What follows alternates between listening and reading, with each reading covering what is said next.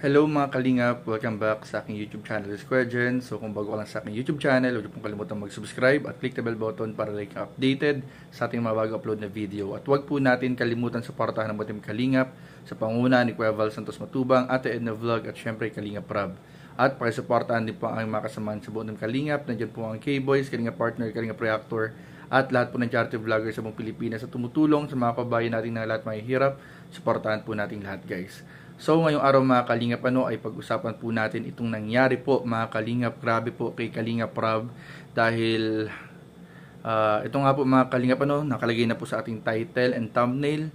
Isa sa pamilya po ng ating Big Four na Kalingap Angel po ay di umano mga Kalingap ay may sinasabi or pagpaparinig or hindi natin alam kung ano yung kanyang gustong ipahiwatig.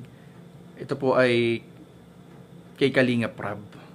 Kay Kalingap Rab po mga Kalingap. Kaya naman itong video na ito mga Kalingap ay ating ginawa para po magpaalala hindi lamang sa kanya kundi po sa mga kamag-anakan o pamilya ng ilan din sa mga beneficiary ng Kalingap.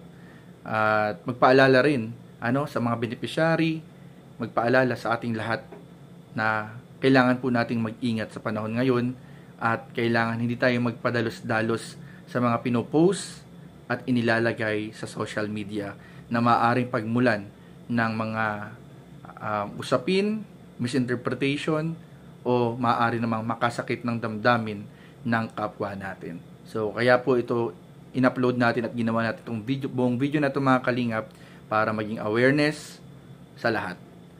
So simulan na po natin mga Kalingap, pero bago yun, huwag niyo pong kalimutan mag-like and share po mga Kalingap nitong video na ito and comment down below ng inyo pong opinion at masasabi regarding this issue po mga Kalingap. So ito na nga po mga Kalingap, merong nakarating sa atin at posibleng nakarating na rin po sa ibang mga viewers na marahil kumalat na rin po sa social media mga Kalingap itong isang screenshot po di umano mga Kalingap ng isa sa kapag-anak o kapamilya ng isa sa Big Four na Kalingap Angels. So siguro naman mga Kalingap, kahit hindi natin pangalanan yung Big Four na Kalingap Angels, ay alam niyo po kung sino po yung ating tinutukoy mga Kalingap. So meron pong kamag-anak itong isa sa mga Big Four na Kalingap Angel na di umano po mga Kalingap ay may inilagay social media at hindi po natin alam mga Kalingap, 'di ba? Kung sino yung directly kanyang pinaparinggan, sino yung pinapatamaan. Pero dahil nga sa init ng issue ngayon na ang dami pong umaatake ngayon kay Kalingap Rab at sa Kalingap, ay marami pong mga viewers, supporters ang malakas ang pakiramdam na si Kalingap Rab daw po yung tinutukoy. So syempre mga Kalingap, lahat ng supporters at nagmamahal kay Kalingap Rab, lahat ng nagmamahal na kaibigan, kasama na tayo, ay sobrang nasaktan at hindi natin in-expect na ganito yung mangyayari or magkakaroon ng ganitong klaseng parinig ba to? Ganitong klaseng ano bang tawag dito guys? Kasi di ba guys, alam naman po natin mga Kalingap, sa simula't simula pa lang po na kung hindi po dahil sa Kalingap ay napakarami pong mga beneficiary ang hindi matutulungan. Sa tulong po ni Kalingap Rab, nila Kuya Val at ng buong Kalingap community, mga sponsors, viewers na nagmamahal, ay grabe po mga Kalingap yung pinagbago ng buhay ng mga beneficiaries, lalong-lalo na mga Kalingap ang mga kilala at hinahangaan nating Kalingap Angels. Napakarami po mga Kalingap ang nagbago ang buhay, nakapag-aral, nagkabahay, nabigyan ng negosyo, at napakarami pa mga Kalingap, sobrang dami po mga Kalingap, sobra-sobra po mga Kalingap yung kasikatan, yung mga bagay na naibigay. At dahil nga dito mga Kalingap, dahil nag-overflow yung blessing na naibigay po sa mga beneficiary, ay ito po, ay kahit yung mga kamag-anakan, talagang sobrang thankful sa Kalingap. Sobrang thankful kay Kalingap Rab, kay Kuya Val. Dahil nga po kahit yung mga kamag-anak po ay nadamay na. Mga kaibigan, mga taong nasa paligid ay nadamay na po. Kumbaga po, lahat po ay nag-benefit Hindi lamang yung beneficiary na binavlog, kundi po pati yung mga taong nakadikit or nasa paligid po. And yan naman po mga kalingap ay hindi naman po pinagdadamot nila Kalingap Rob, at sobrang ikinakatuwa pa po mga kalingap na marami po ang nabe-bless dahil sa kalingap. Kumbaga po yung blessing po na dumadali po ay nag-overflow mga kalingap. Subalit ito nga mga kalingap, so, pag nakakita at nakakarinig tayo ng mga ganitong klaseng balita na merong ilang mga kamag-anak na mga kamag-anak pa di umano na sa kabila ng mga pangyayari, sa kabila ng mga tulong, sa kabila ng mga bagay na ibinigay ng kalingap, ni Kalingap Rob, ay dumarating sa punto na tila ba kapag, alam nyo yun, may mga bagay na hindi natin nalalaman at nakikita ay nangyayari parang, alam nyo yun, paunti-unti na may mga pag-atake na kay Kalingap Rob, may mga pagpaparinig, merong mga bagay na hindi natin alam kung sino ang nasa likod or kung meron mang nasa likod or kung ano ang dahilan bakit sila nakakapagsalita ng mga ganong bagay, hindi natin alam. Pero ang wag lang natin kakalimutan ay yung mga lesson learned, experiences na nangyari sa buong Kalingap ever since na nakilala natin ang Kalingap sa community ng YouTube. 'Di ba? Napakarami ng beneficiary ang natulungan, at nung natulungan, biglang nagkaroon ng mga ibang tao na kumbaga parang nagsilabasan din na pilit dumidikit doon sa beneficiary or sa kamag-anak. Hindi po yan may kakaila mga kalingap, napakarami. At may mga tao din na galing sa ibang lugar na dumidirekta na minsan sa mga kamag-anakan at kapamilya ng beneficiary. Kaya minsan nagkakaroon na ng lakas ng loob talaga.